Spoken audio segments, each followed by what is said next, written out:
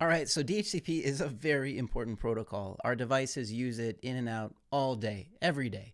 And everything is great until something goes wrong. So let's go ahead and take a look at how DHCP works and what to look for when we're troubleshooting it. Okay, so you can follow along with the pcap in the description down below. Go down there, download it, and you can follow right along. So let's keep DHCP simple. It's really just 4 packets, and you can see them here on my screen.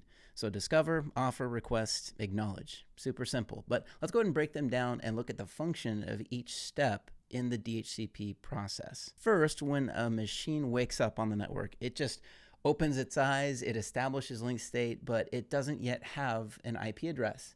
It also doesn't know what network it's on. It doesn't know who its gateway is, its DNS server, or any other information that it may need in order to operate. And that's the purpose behind DHCP, to give it that configuration that it needs to start working on the network. So in this first packet, we can see that in play. If I take a look at packet number 1, notice at layer 2, this is an Ethernet 2 encapsulation. If I just expand this out, this is going out to a broadcast. So this station, it woke up, it's sending this out everywhere. Okay? This is type IPv4. Let's go ahead and take a look at the next layer protocol. In the IP information, this is being sent from 0000. I don't yet have an IP address. I don't have a name. I don't know who I am. Give me a name. Next, destination address. So this is being sent out to a true layer 3 broadcast address. Hey out there, I'm looking for a DHCP server that can help me get going and get operating on this network. Okay, next. The UDP layer. So DHCP operates over UDP. The source port, the client side, is going to use port 68. The server side is port 67. Okay, and the rest is pretty standard UDP stuff, length, checksum, and so on. All right, but now let's actually take a look at the DHCP information. So in our packet here, we can see that the message type, this is a boot request. Really, there's only 2 message types that you can have, either a request or a reply. If I come down here, there's Ethernet. So this is telling about the hardware type that I'm using at layer 2. If I come down here, so transaction ID. So this transaction ID is just a random number that the client selects in order to identify the DHCP process that it's using. If you take a look on the top, you can see that that same transaction ID is copied back to me by the server. It's again used in the request and then in the final acknowledgement. So that's how I can link all of this together as being a part of the same DHCP transaction. Down here, boot flags. Let's open that up and take a look. So with DHCP, originally devices were configured using the bootstrap protocol. So sometimes you'll see that kind of sticking around, boot P. But for now, almost everything uses the actual DHCP process. We'll talk a bit more about that in just a minute. So with this flag, what we're doing is we're telling the server, hey, if you want to hit me back with that offer, you can just unicast it back to me. I'll accept that. Alternatively, I could say, go ahead and broadcast it back. And in that case, the response, the offer, and the ACK would both be broadcasted, and I would be able to pick those up and use them. Okay, so let's go up and click Discover. Okay, so now let's go ahead and take a look at some of these other options. So client IP address, hey, it's all zeros. I don't know. Next server IP address, how am I supposed to know about a server on this network if I haven't been here yet? And relay agent. Look, that's again not my job here. I'm just a client trying to get an address. With DHCP, keep in mind this discover is broadcasted. So it may be that my routers or network infrastructure has to take this broadcast and send it off to a true DHCP server that it knows about. In that case, that router would be known as a relay agent. So by the time this discover actually makes it to the server, that router would insert its IP address here in this field so that the server knows that this was sent by a relay. But in that initial discover, especially when we're capturing client side, a lot of times you're going to see 0 here. Now, client MAC address, this is basically all the client knows about itself is its own MAC. It's like it woke up and it looks at its arm and it sees a tattoo of its MAC address. Okay, so it's able to offer that to the server so that it can be uniquely identified when an address is assigned to it. Okay, continuing down, magic cookie, it's just a number you're going to see in every single packet that's DHCP. What this does is it basically differentiates between boot P and DHCP because up until this point, they're very similar. But here we're saying no, magic cookie is DHCP. Now the rest of the DHCP options are going to follow. All right, so let's take a look at some of the options that the client is requesting. Here, so the option, the type of DHCP message is that type 1. So this is a discover. That's why we see discover up here with Wireshark. Next, we can see the option. requested address. So historically, or before in the recent past, this client was using an address on this network. So what it does is it says, hey server, if you still have this one available, this is an address that I would like to request from you. Next, we're sharing what our host name is, and here Kali Linux 2021-3. And then last, this is what you really want to look at when you're checking out a DHCP Discover. This is a list of all the stuff that the client would like to have back from DHCP. So some of it's very important for me. I want to see a subnet mask. I want to see a router. I need DNS. Without those basic ones, I'm not going to be able to go very far.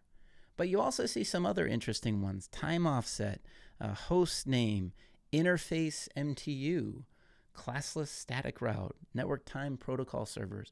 So there's other configurations that I could request from DHCP, and it's possible that we could configure these things with our endpoints using DHCP. That's how we can get those extra parameters out to those endpoints. All right, so that was our Discover. That gets broadcasted out, and if a relay is involved, it'll be relayed to the true DHCP server.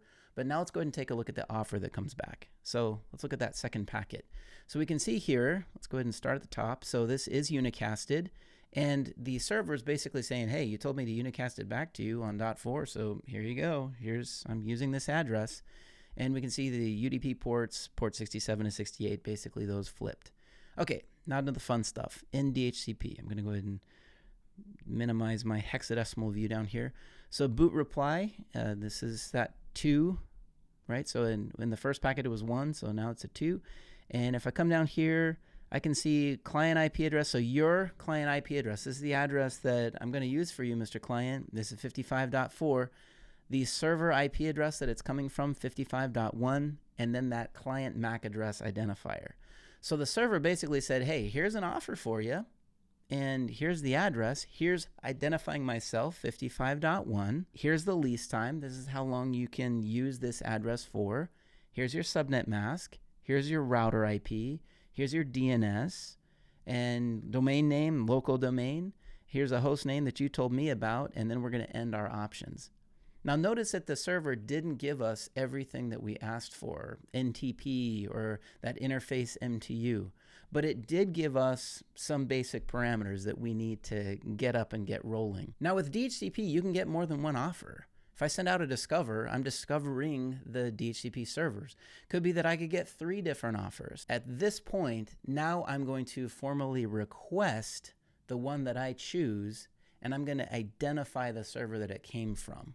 All right, so let's see how that happens in the next packet. All right, so DHCP request. This is broadcasted at layer 2 and layer 3. So if I had several offers come in, basically I'm implying, hey, I'm not picking all you other guys. I'm picking, if I come down to the DHCP, come down into my options down here, server identifier. This is what I'm saying. I'm officially requesting this address from this server. This is the address. Here's my name. And by the way, I'm going to repeat my option request down here in those parameters, just in case there's some extra parameters that server might give me once I actually formally do that request to that server. Okay, so let's see what happens in our 4th packet. Finally, that ACK. ACK's coming back, unicasted, and formally the server says, okay, acknowledge. I'm the server that it came from. Here's my IP address. Here's how long your lease time is. Again, here's your subnet mask, your router, your DNS, and some other basic stuff. So DHCP really is that simple. It's 4 packets: discover, offer, request, and acknowledge. Now, here's a few things that you might want to watch for as far as troubleshooting DHCP. Watch for several offers coming back. It could be in your environment, you're using a known DHCP server. And what if you see after your discovers that you're getting several offers from other servers that you don't know about, that you didn't authorize? It could be that an attacker is trying to trick you into using their DHCP service and, of course, taking you off in a whole different direction. Also, I'd want to watch for one station sending out a lot of different discovers. If it's saying discover, discover, discover, discover, it could be that it's trying to exhaust my DHCP pool, because a DHCP server is only going to have a limited number of IP addresses that it's going to offer per subnet. So a bad guy could ask for all of those addresses and exhaust my DHCP pool. But for the general function of DHCP, hopefully that made sense. Discover, offer, request, acknowledge. This is how DHCP works and how we can look at it in Wireshark. Thanks for watching. I'll see you again.